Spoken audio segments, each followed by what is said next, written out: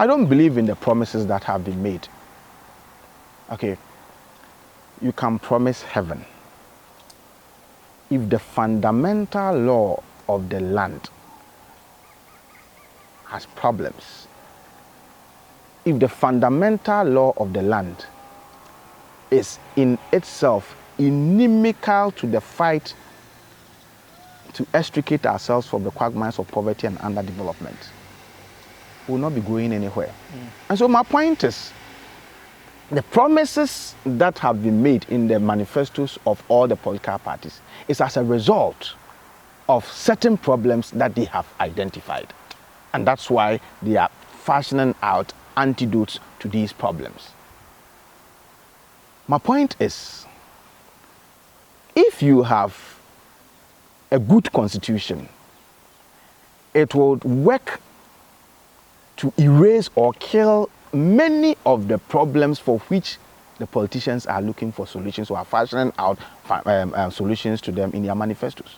A single act of constitution review, okay, would deal with several, about 90% or 95% of the challenges that we have, for which we are being promised manifesto provisions to deal with.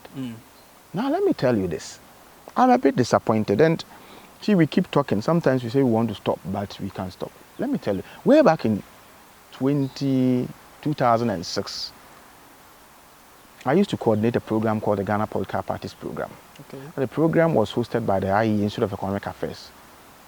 This program always, every month, brought together the leadership of the political parties' representation in Parliament to dialogue and to discuss issues of national importance in an apolitical manner. They've done a lot for Ghana. Actually, they were the ones, it was under this program that we prepared the Presidential Transition Act. It was prepared by them. Okay. They prepared, there's an act, there's a bill called Revised Political Parties Act. There is a document called Political Parties Code of Conduct. It was under their aegis that the Right to Information Act was initiated. They met every election year to decide that they want to have presidential debates, and they provided that independent, politically neutral platform, or an inclusive platform, because you always have NDC, MPP, CPP, PNC, all on that. They met to fashion out modalities to hold presidential debates and all that. So they've done a lot. Unfortunately, that platform has collapsed, since 2016. But in 2006, they undertook a study aimed at auditing the gaps in Ghana's democracy. Okay. And they found out that one of the challenges to Ghana's democracy itself is the 1992 Constitution. So that even though the Constitution had served us well, it nevertheless contains provision that hinder development. It nevertheless contains provision that hinders the maturation of our democratization process.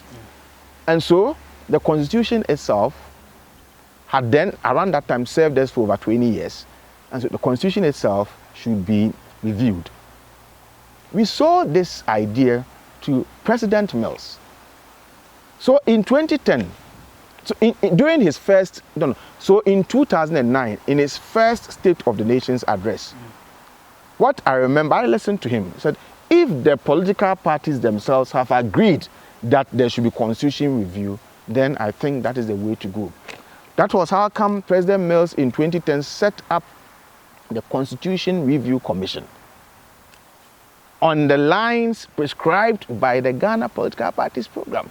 We had certain membership that we had prescribed just for the purposes of ensuring inclusivity, and just also for the purposes of ensuring that you have the brains and constitutional experts and lawyers, also on board.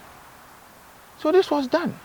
They spent, you can Google it, spent huge sums of money to undertake a review, a nationwide consultation, nationwide research that culminated into a report that sought to review the 1992 Constitution. Now, I think they were done around 2012. In 2012, by the time they were done, because the whole process was quite new, key agencies of state and bodies within political institutions like Parliament, like Council of State and all that. I think there was a little mishap in terms of which role, who is to play which role, and that delayed the process a little. Soon afterwards, we were ushered into the 2012 election process. After 2012 election, and you know when there is going to be election, our attention is focused on campaign. And so the process got delayed. After 2012, we were ushered into an 8-month period of election petition. Okay. Afterwards, Mahama was crowned the victor. He formed his government. And I was thinking he was going to push the constitutional review process. But I think along the line, somebody also challenged the process in court by asking the Supreme Court to make a position or make a declaration as to whether the president must play any role in the constitution review process. It took some time. The verdict came. When the verdict came, you realize that we were also inching closer to a 2016 electioneering campaign mode. And so we zoomed into that mode, and so the process got stalled again.